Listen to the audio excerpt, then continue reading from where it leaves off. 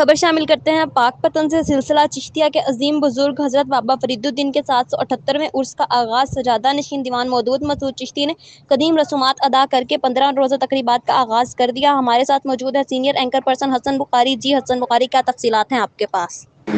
सिलसिला चिश्तिया के अजीम बुजुर्ग हजरत बाबा फरीद मसूद गायशकर के 778वें उर्स का आगाज़ सजादा नशीन दीवान मदूद मसूद चिश्ती ने कदीमी रसूमात अदा करके 15 रोज़ा तकरीबात का आगाज़ कर दिया। रवां साल कोरोना वबा के पेश नज़र उर्स बाबा फरीद को इंतहाई महदूद किया गया है। दूसरे शहरों से ज़ायरीन को उर्स तकरीबात में शिरकत की इजाज़त ना होगी। महदूद रसूमात के तहत बहश्ती दरवाज़ा भी 2 रोज़ अलामती तौर पर खोला जाएगा।